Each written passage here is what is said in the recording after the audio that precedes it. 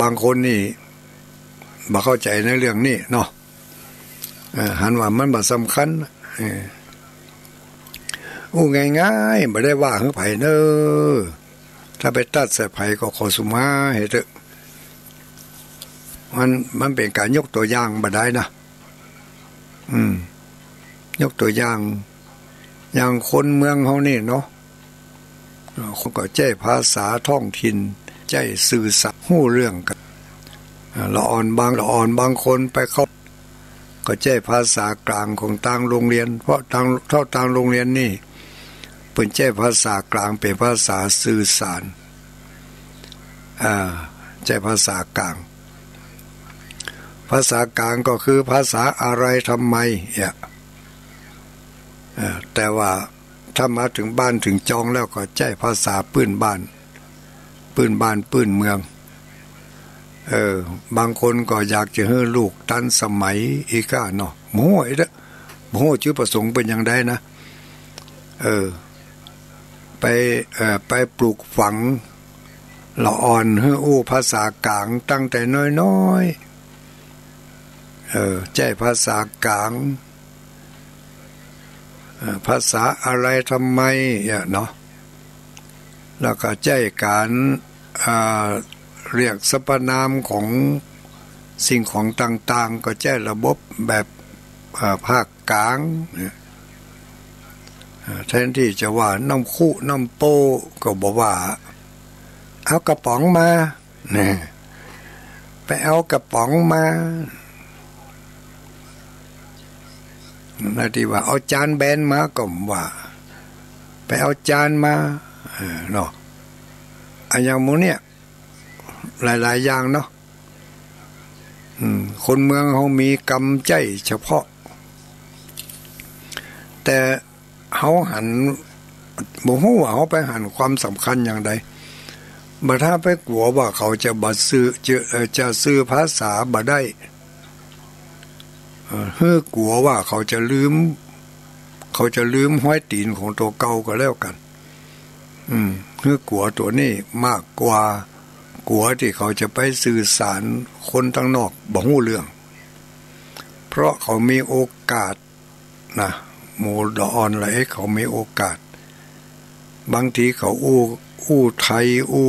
ภาษากลางเนี่ยชัดยิ่งกว่าเฮาก่อน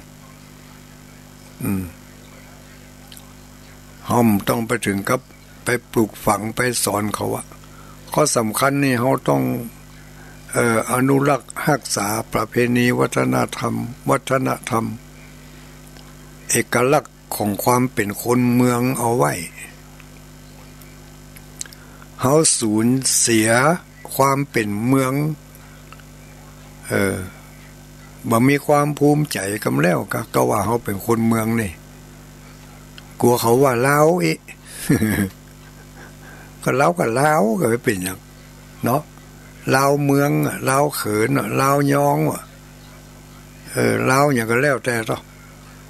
เขาเป็นคนเมืองเนาะสอนเขาไปให้มันลืมมันละที่ใกล้ๆตัวน่ะป่ออุ้ยแม่อุ้ยแทนที่จะว่าเนี่ยป่ออุ้ยแม่อุ้ยละอ่อนบ่ฮู้จักน่ะป่ออุ้ยแม่อุ้ยเนี่ยโอ้ในเมื่อมันบ่ฮู้จักป่ออุ้ยแม่อุ้ยแล้วก็นักแก่เนอะไปฮู้จักคุณปู่คุณย่าคุณตาคุณยายเนี่ย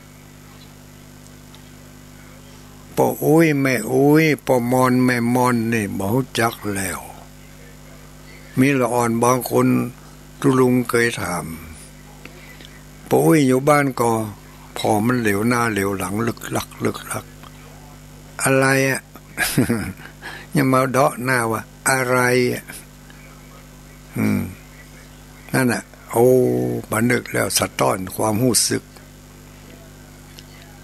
ถามป่ออุ้ยบ่ฮู้จักมาถามย้อนเขาว่าอะไรแสดงว่าบ่ฮู้จักเลยกำพืชของตัวเองบ่ฮู้จักเห็นแล้วตระกูลมุนเงาบ่ฮู้จักเห็นแล้วโอ้นักแก่เนอะ ก็ไม่ได้ว่าเข้าไปสักคนแต่ว่าเป็นกลางๆไปเนี่ยว่าเขาน่าจะรักษากันเอาไว้ถ้าสิ่งเหล่านี้มันสูญเสียไปแล้วอย่างอื่นอย่าไปหวังเลยว่ามันจะยังอยู่ถ้าปู่อุ้ยแม่อุ้ยบ่เหลือแล้วก็จะเป็นคุณปู่คุณย่าไปแล้วในเมื่อคุณปู่คุณย่าเข้ามามีบทบาททีนี้คนที่จะเป็นปู่เป็นย่านั่นก็เลยทำตัวเหมือนกับที่เราอ่อนห้องไปบ่ได้จ่าให้เราอ่อนให้เข้าใจเอามาให้แม่อุ้ยต่อบ่ว่า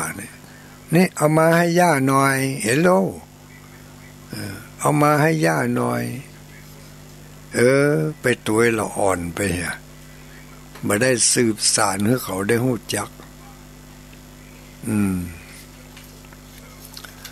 มีดผ้าเล็กล้อขอบกขอเจ้าสอบเสียมเนาะอันนี้ก็ของใจทุกสิ่งทุกอย่างเฮามีความเป็นเอกลักษณ์เป็นตัวของตัวเองมาตั้งแต่ไหนแต่ใดแล้วถึงมื้อถึงวันนี้เฮาจะสูญเสียไปให้เปิ้นถ้าสูญเสียอย่างง่ายๆเน้อพี่น้องญาติโยมปู่อุ้ยแม่อุ้ยทั้งหลายมีอยู่สิ่งหนึ่งที่กำลังเปิดอารับกำลังจะป้อนอะไรอย่างป้อนความเสียเอกลักษณ์มาให้หมู่เฮาทั้งหลายลองพอไปเถอะมันรอจังหวะอยู่รอจังหวะถ้าจังหวะความเข้มแข็งทางประเพณีวัฒนธรรมของเฮาอ่อนลงเมื่อใดมันนั่นแหละศัตรูตัวร้ายจะเข้ามาแทรกเข้ามาแฝงทันทีจะป้อนสิ่งที่เขาต้องการอยากจะให้เป็นเข้ามาหาลูกหาหลานของเฮาเพราะมันป้อนง่ายมันบ่มีความยึดมั่นถือมั่นในประเพณีและวัฒนธรรมอันนี้ก็ฝากกันเอาไว้เล็กๆน้อยๆนะแต่บ่ต้องไปซีเรียสเกินไปก็ยะได้เท่าที่ยะได้ยังบ่ได้ก็จะไปฝืนมันเปิ้นว่าอย่างก็งัวบ่กินหญ้าจะไปข่มเขามันลงนี่นะถ้าข่มเขามันลงแล้วมันจะอันตรายบ้ามีมอย่างผิดปกติจ้าเจริญพรหายเสร็จไปเลยก็แล้วไปเนาะเจริญพรแล้วว่าได้นี่ เข้าเรื่องเข้าราวบอกคืนนี้จะเอาอย่างมาฝากกันนี่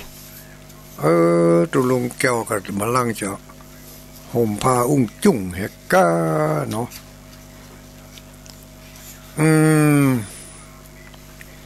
ก็มาต่อเติมเสริมความเข้าใจกันสักเล็กสักน้อยเกี่ยวกับความอยู่เย็นเป็นสุขนี่แหละไม่ใช่อย่างอื่นลักวิชาการอย่างต่างๆนั่นท่านพระคุณเจ้าทั้งหลายเพิ่นนำเสนอนักต่อนักละมาฟังตุลุงดอยเอามาทำรูปแบบหนึ่งอันนี้นี่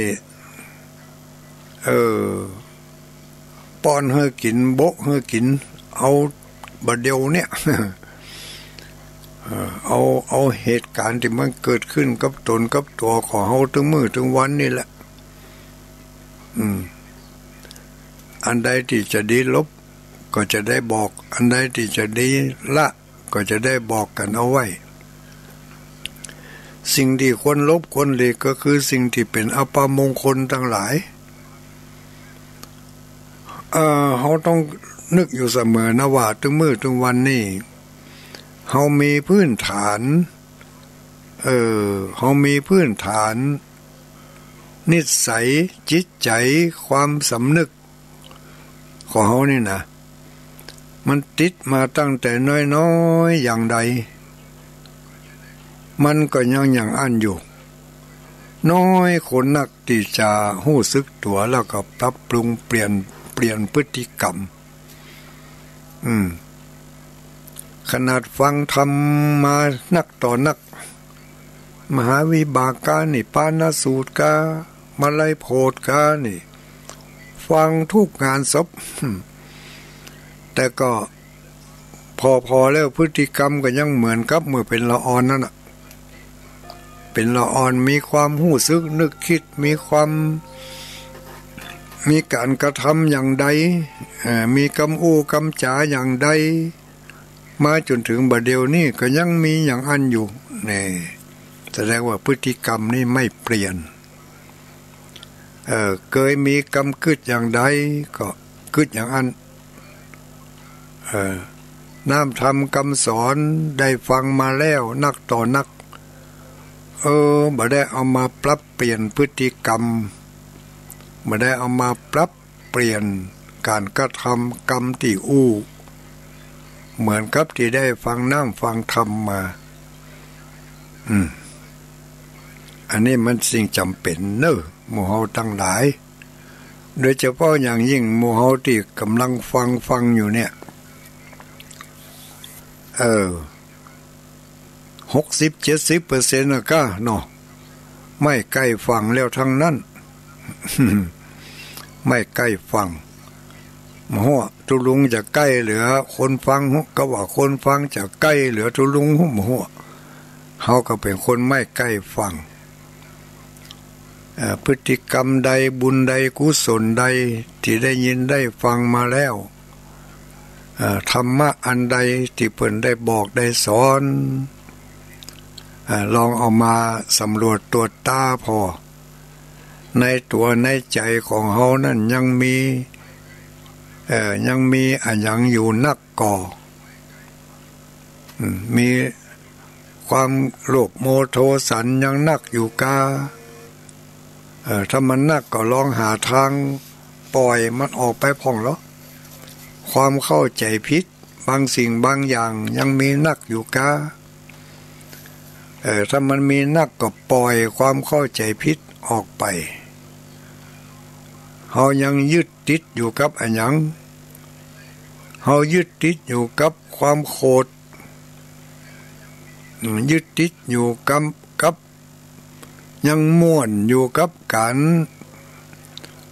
เล่าหน้าจ่าขวัญนินตาคนนั่น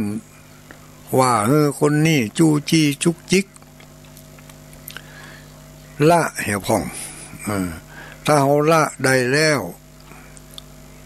สิ่งที่จะเข้ามาแทนที่ก็คือความสุขความม่วนความโลภความใคร่ได้ใคร่มั่งใคร่มีใคร่มั่งมีสีสุขใคร่ได้เงินใคร่ได้ทองใคร่ได้แต่เน้อใคร่ได้จนเกินเหตุเกินการไปใคร่ร่ำใคร่รวยจนเกินที่เกินตางไปอันนี้ก็จะเกิดความทุกข์เกิดความทุกข์กึดอันยังก็กึดกะที่จะให้มันร่ำมันรวยกึดอันยังก็จะกึดที่จะให้มันได้เงินได้ทองมานักเนี่ยใจเริ่มกึดอย่างอันลูกเลยบักเกิดความสว่างความปล่อยวางมันบักเข้ามาอยู่ในจิตใจก็เลยมีแต่ความห้อนกลุ่นกระวนกระวายอยู่ตลอดเวลาอยู่มาได้นะหายใจใหญ่โซ่เพราะว่ากึดถึงเรื่องเงินเรื่องทองกึดถึงเรื่องหนี้เรื่องสินกึดว่าจะเอาไหนมาใจจะเอาไหนมาจ่าย ก็มันจำเป็นนะตุลุงมันก็จำเป็นกูคู่กูคนนั่นแหละแต่ถ้าหากว่าเขาเบาบางลงผ่องเขาจะมีโอกาสที่ให้สติปัญญาของเขามันเกิดขึ้นมาแล้วช่องทางที่จะได้มานั่นที่จะได้มาซึ่งปัจจัยทั้งสี่เนาะโดยเฉพาะอย่างยิ่งกับปัจจัยที่ห้าก็คือเงินทองนั่นแหละ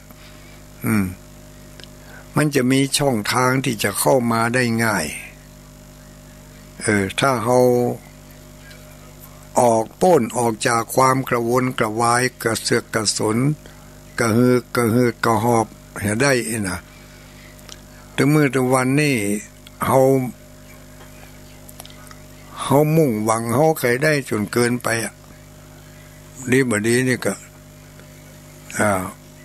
สติปัญญาที่จะเอาไปคิดในทางที่ดีที่ชอบที่จะให้เกิดความสงบมันบ่มีช่องว่างให้เลยทำเข้าบ่ได้น้ำทำเข้าบ่ได้เพราะว่าดินมันแห้งเกินไปน้ำก็เข้าบ่ได้เมื่อน้ำเข้าบ่ได้ความชุ่มชื้นของต้นไม้มันก็บ่มีในหอปลูกต้นไม้ในกระถางก็ดีปลูกต้นไม้ไว้ตะมูตะล่างกลางควงเนี่ยถ้าหน้าดินมันแห้งเอาน้ำหดน้ำมันก็ไหลไปที่อื่นเนี่ยมันมายอมเข้าสู่หากต้นไม้ได้น้ำทำคำสอนนี่ก็เหมือนกันถ้าเขาบ่เปิดใจรับเขาบ่ปล่อยวางสิ่งเหล่านั้นเหี่ยพ่องน้ำทำที่ดีๆที่จะทำให้เกิดสติปัญญาทำให้เกิดความสุขความสงบช่องทางที่จะทำให้เขากึดไปในทางนี้มันบ่มีมันก็เลยทำให้เขาเฉาอยู่ไหนก็เหงาใจมันก็คุกรุ่นกับความอยากได้อยากมีอยากเป็นมันมีช่องว่างที่ว่าแนวทางที่จะได้มาด้วยความชอบธรรมและได้มาอย่างถูกต้องอย่างความเต็มอกเต็มใจนั่นปัญญาตัวนั้นมันบ่ดันได้ไปเกิดสักกรรมมันก็เลยทำให้เราเกิดปัญญาที่เป็นมิจฉาทิฐิไปเหี่ยเมื่อบ่ได้ตังดีก็เอาตังให้มีหลายคนเมื่อเอาตังดีบ่ได้เอาตังซื้อบ่ได้ก็เอาตังกดเมื่อเอาตังที่ชอบทำบ่ได้ก็ไปเอาตังที่มันบ่ชอบทำได้มาก็ได้มาด้วยความเป็นทุกขลาภเนาะเป็นทุกขลาภทุกขลาภนี่จะได้ความสะดวกสบายได้ความสุขมาพร้อมๆกันนั่นมันก็มีทุกข์ติดตามมาตัวเมื่อหมดสุขตัวนั้นแล้วความทุกข์ก็เข้ามาแทนที่ทันทีความสุขตัวนั้นมันจะบ่เหมือนกำเดียวอันนั้นนะกำเดียวอันนั้นแต่ว่าความทุกข์นั้นมันเหมือนเหลือเกินเหมือนมันฝังอยู่ในตัวในใจของเฮาให้แล้วอันนี้ก็ให้เฮาทั้งหลายลองสำรวจตรวจตาดูการหาสรณะหาที่พึ่งนี่ก็แต่ละคนนี่ก็ไปคนละอย่างคนละทางกันแต่มีที่เป็นแบบสากลหรือว่าที่เป็นแบบ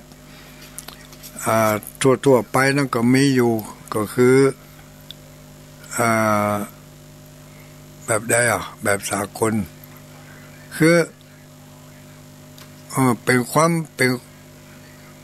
ป็นสัจธรรมอีกแล้วเนาะเป็นสัจธรรมเมื่อไผปฏิบัติแล้วก็จะได้เป็นผลของเป็นผลที่จะพึงได้จากการปฏิบัติของไผของมันเนี่ยไป ไปทำไปก็เกิดความสุขความสบายไปอย่างที่หลายคนหลายท่านเคยเปรียบเทียบตุลุงก็เคยเอามาเปรียบเทียบเนาะว่าเฮามีมือสองข้างนี่แต่ละข้างเนี่ยกำแน่นด้วยสิ่งของต่างๆแต่ว่ามีสิ่งหนึ่งที่ดีกว่าเหนือกว่ามาอยู่ตั้งหน้าเฮาหันเฮาอยากจะได้สิ่งนั้นแต่เฮาบ่ยอมบ่ยอมปล่อยสิ่งที่อยู่ในมือของเฮาก็บ่มีมือที่จะไปกำสิ่งที่รอสิ่งที่อยู่ตั้งหน้าเฮาหันได้บางทีนี่สิ่งที่อยู่ตั้งหน้าเฮานี่เป็นของที่ดีกว่าที่เฮากำไว้เฮาก็เนี่ย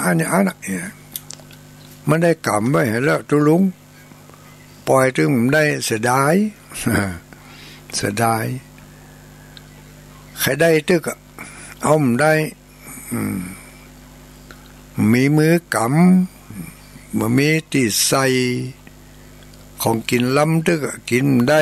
มีต้องใส่ต้องมันเต็มไปแล้วอันนี้ก็เหมือนกัน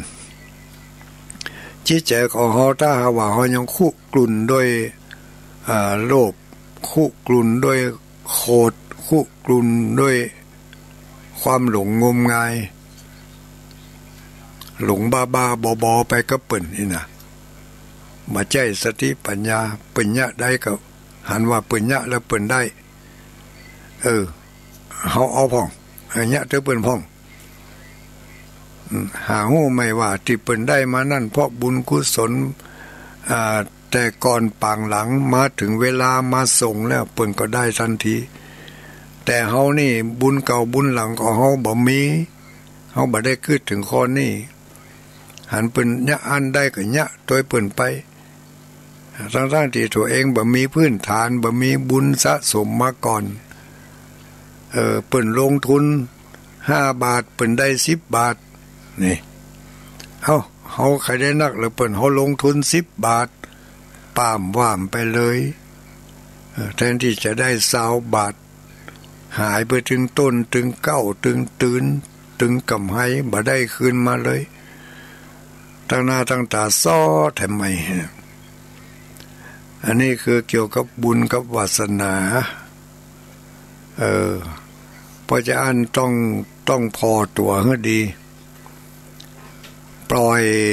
จิตปล่อยใจเอาทิฏฐิมานะความถือเนื้อถือตัวความหันแก่ตัวหันแก่ได้ความกึดเก่าๆที่มันฝังอยู่ในจิตในใจเอาออกไปให้พ่องแล้วเขาจะได้สติปัญญาตัวใหม่ขึ้นมา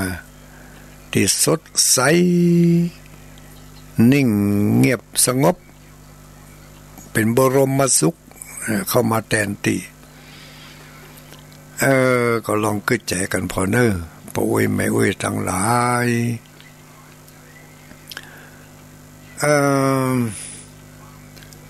สารณะที่เปิ่งของเฮานั่นที่ตุลุงว่ามันเป็นแบบสากลหรือว่าเป็นแบบสัจธรรมน่ะคราไผ่ธรรมแล้วก็คนนั่นได้คำว่าสากลหรือว่าสัจธรรมตัวนี้คือมันเป็นความจริงของมันมีอยู่อย่างนั้นนะมีอยู่อย่างนั้นถ้าคนใดเนี่ยคนนั่นก็ได้คนใดทำคนนั่นก็ได้ไม่ใช่ว่าคนนี้ทำคนอื่นไปทำแล้วมันบ่ได้คนนั่นทำมันได้แต่ที่จะได้ง่ายได้ยากนั่นก็อยู่ที่บุญที่ได้สะสมมา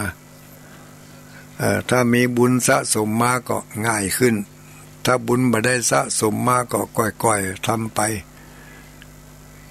ข้อสำคัญเขาก็ต้องมันใส่ใจมันระลึกอยู่เสมอสารณะที่ปึ่งของเฮานั่นอย่างอื่นอย่างไก่นะมันปึ่งยากเพราะว่ามันเป็นยิ่งเป็นวัตถุแล้วก็ยิ่งปึ่งยากเหลือเกินทีนี้เฮามาปึ่งที่เฮาเป็นแบบมันมีอยู่หั่น เขาเข้าไปปึ่งได้ทันทีเลยอย่างที่ว่าพุทธังสรณังคัจฉามิธัมมังสรณังคัจฉามิสังฆังสรณังคัจฉามิเนี่ยเขาเกิดมาแต่ละวันนี่ก็มีความแตกต่างกันไปเขาจะหันว่าคนโบราณเปิ่นจะมี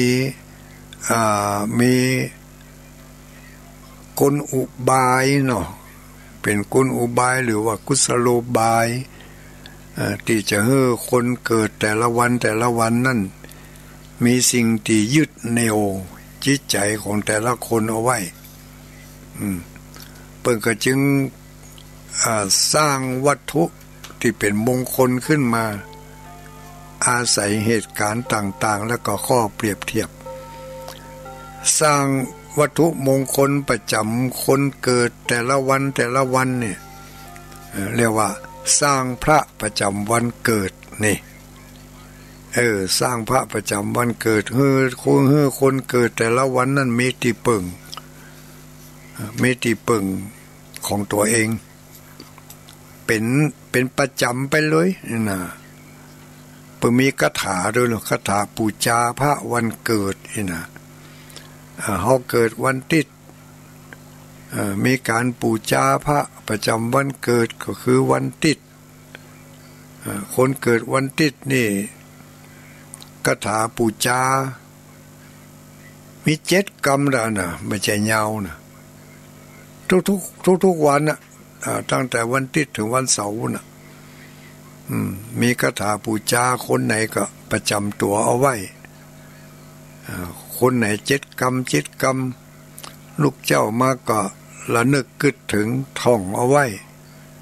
ก่อนจะเข้ารับเข้านอนเขามีสรณะมีที่ปึ่งก็คือพุทธังธัมมังสังฆังเขาก็ระลึกถึงว่าโอ้พระประจำวันเกิดของเขานี่เขาเกิดวันอาทิตย์มีพระประจำวันเกิดมีลักษณะเป็นอย่างนั้นคนเกิดวันจันทร์มีพระประจำวันเกิดมีลักษณะเป็นอย่างนั้นลับตาลงไปนึกถึงพระประจำวันเกิดมีรูปร่างลักษณะท่าทางอย่างใดน้อมจิตน้อมใจพร้อมกับท่องคาถาไปด้วยจนจบจนลับไปพอตื่นขึ้นมาซ้อมพอหัวซ้อมพอตัวอันนี้จังแม่นเฮาวันนี้นะซ้อมพอตัวซ้อมพอหัวสีหน้าสีตาแม่นเฮาอยู่ลูกนี่ยังหูคิงอยู่แสดงว่าที่ผ่านมานั่นคืนที่แล้วไปนี่เฮาบัรับลวดไปเฮก็เป็นอันว่าโชคดีกันนั้นก็ระลึกถึงพระประจำวันเกิดแหละพระประจำวันเกิดของเฮาเกิดวันหยังนี่นะพระประจำวันเกิดมีลักษณะอย่างใดทีนี้เขาก็จะได้มั่นใจว่าเขายังจะมีวันต่อไปอยู่เขาจะได้หันตะวันที่มันจะออกมาทำกรรมบึดเนี่ยนี่นะระลึกถึงพระประจำวันเกิดเอาไว้พระประจำวันเกิดวันนี้จะเอามาบอกว่าจะตันจบบ่ตันจบมันเป็นอย่างก็ตันอยู่ก้าเนาะตุลุงแก้วก็บอกมานี่เอาพระประจำวันเกิดมาให้คนแต่ละคนได้หู้เห็นเนอะมีเพื่อจะได้มีสรณะมีที่ปึง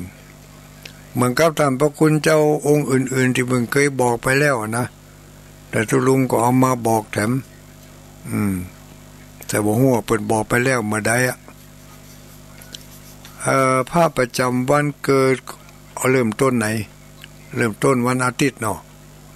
วันอาทิตย์ไผเกิดวันอาทิตย์นี่จะมีพระพุทธรูปลักษณะยืนญาติโยมทั้งหลายยืนเนี่ยเอามือไขว้ตั้งหน้าเอามือไขว้กันอยู่ตั้งหน้าเอามือไขว้กันก็คือเอามือมาอุ้มดินเอามาต้องเนาะเอามาต้องน้อย เอามือมาต้องน้อยบางตีก็เอามือบังขวาทับเบื้องซ้ายบางตีก็เอามือบังซ้ายทับเบื้องขวาแล้วแต่ไผจะสร้างอย่างใดแต่ลักษณะของพระประจำวันเกิดนั้นถ้าเราไปหันที่ไหนนี่ถ้าพระพุทธรูปเอามือมาต้องน้อยเอามือมาต้องน้อยถึงสองข้างนะถึงข้างซ้ายข้างขวาของพระพุทธรูปนะฮู้ไว้ว่าถ้าเอามือมาต้องน้อยนั่นสายตาของพระพุทธรูปนี่จะเพ่งตรงไปทางหน้าพระพุทธรูปองค์นี้เปิ้นถือเอานิมิตที่พระพุทธเจ้าได้ตรัสรู้แล้วใหม่ๆนะพระพุทธเจ้าได้ตรัสรู้แล้วใหม่ๆอยู่ที่ปื้นต้นไม้สลีมหาโพธิ์น่ะแล้วพระพุทธองค์ก็นั่งสมาธิพ่องเดินจงกรมพ่องยืนพอต้นไม้สลีมหาโพธิ์นั่นพ่องนะแล้วเปิ้นก็เอามือไขว้ตั้งหน้าแล้วก็ยืนพอต้นไม้สลีมหาโพธิ์นั่นเป็นเรียกว่าทอดพระเนตรต้นสีมหาโพธิ์เป็นเวลา7 วันกันนะญาติโยมทั้งหลาย7 วันนี่เปิ้นเพ่งพออยู่หั่นน่ะบ่พริบตานะบ่พริบตาเปิ้นก็มาลำพึงลำพันว่าโอ้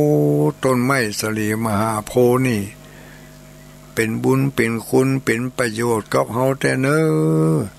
แผ่กิ่งก้านสาขาห่มเงาไปไกลมีความร่มเย็นอยากให้เฮาได้มานั่งปื้นต้นไม้ต้นนี้แล้วก็ได้ตรัสรู้อนุตตรสัมมาสัมโพธิญาณโอ้ต้นไม้มหาโพธิ์นี่เป็นต้นไม้ที่มีบุญมีคุณกับเฮาแท้ๆรู้นั่งอยู่ปื้นต้นไม้สลีมหาโพธิ์นี่เนี่ยพระพุทธองค์เมื่อตรัสรู้แล้วก็ออกไปอยู่ข้างนอกแล้วก็ยืนเป็นเวลา7 วันในลักษณะนี้เป็นเรียกว่ายืนถวายเนตรพระพุทธรูปพระประจำวันเกิดของคนวันเกิดวันอาทิตย์นี่ไปเป็นพระยืนเอามือมาไขว้กันตีท้องน้อยเอามือมากุมกันไว้ที่ท้องน้อยแล้วก็ยืนตรงตาพอไปข้างหน้าเรียกว่าพระปางถวายเนตรประจำคนเกิดวันอาทิตย์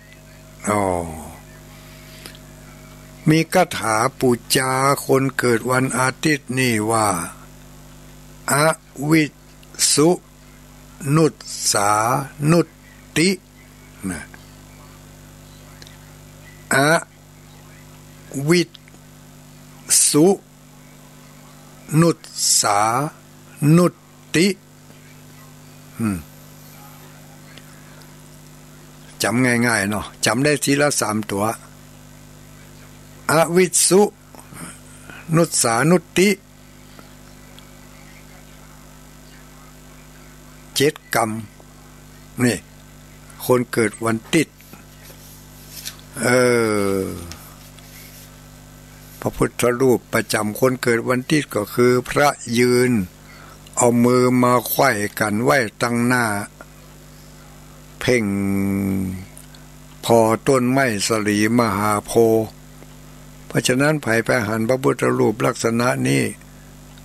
ฮู้ไว้ว่าโอ้เป็นพระประจำวันเกิดของคนเกิดวันอาทิตย์จำได้แล้วเนาะยืนแล้วเอามือมาไขว้กันตีต้องน้อยภาษาเมืองน้อยนะเอามือมาไขว้กันตีต้องน้อยแล้วก็คาถาปูจาคาถาปูจาพระประจำวันอาทิตย์นี่ก็คือ อวิสสุนุสสานุนุตติอวิสสุนุสสานุตตินี่ถ้าบาจำก็ไปถามทุลุงวัดตัวเก่าฮันเตอร์เนอะคนเกิดวันติดต่อไปพระประจำคนเกิดวันจันทร์คนที่เกิดวันจันทร์มีพระพุทธรูปเปิ่นได้เอาอิริยาบถที่พระพุทธรูปองค์นี้เป็นพระพุทธรูปลักษณะยืนเหมือนกันยืนแล้วก็ยกพระหัตถ์ทั้งสองขึ้นยกพระหัตถ์ทั้งสองขึ้นแล้วก็เอาคว่ำมือไปทางหน้านะยื่นไม่ใช่ยื่นนะ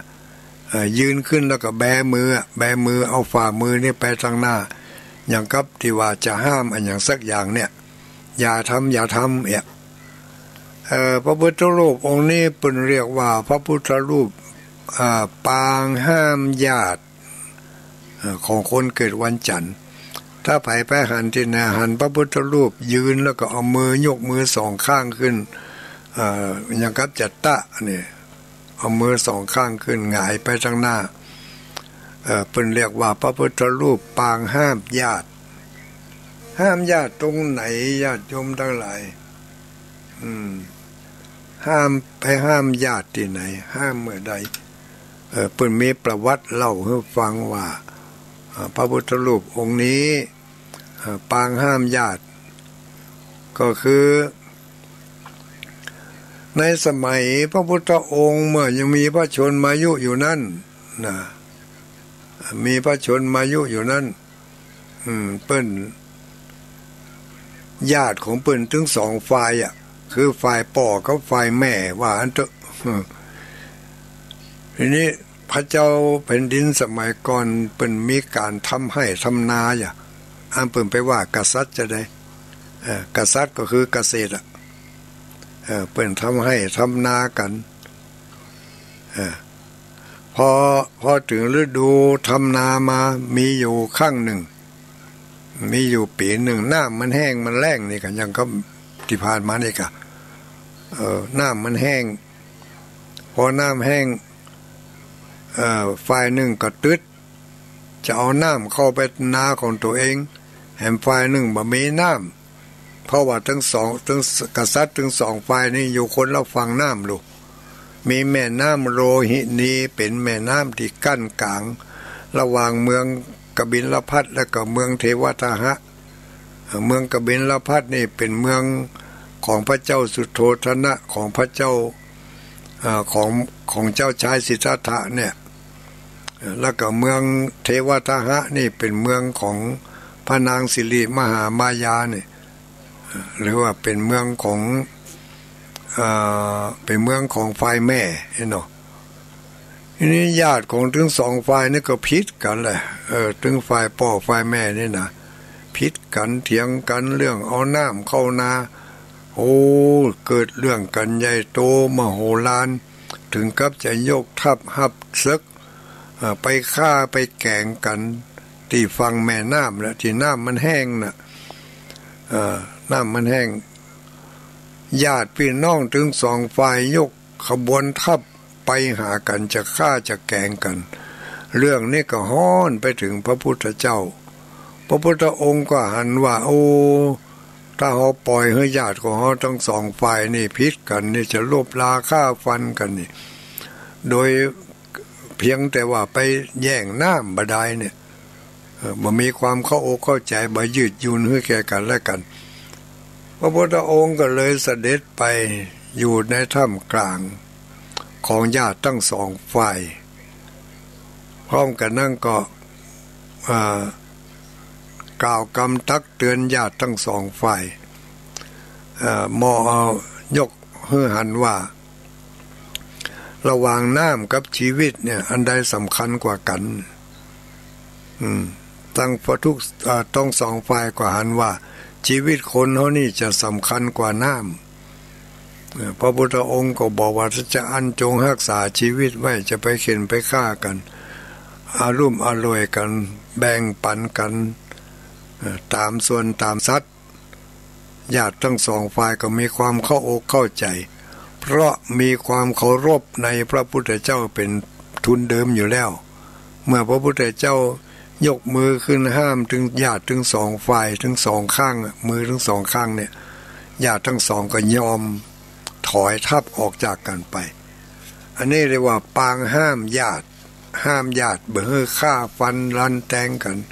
เบื่อทำสงครามกันเรื่องโดยน้ำเข้านาแล้วถ้าไผ่หันพระพุทธรูปยกมือขึ้นสองข้างเหมือนกับจะห้ามอะไรอย่างสักอย่างนี่นั่นคือพระประจำวันเกิดของคนเกิดวันจันทร์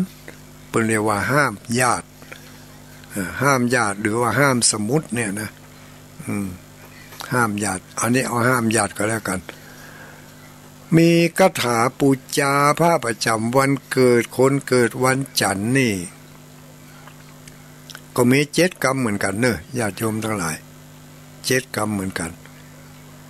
กรรมที่1ว่าอิที่2ว่าละว่าติดต่อกันไปนะ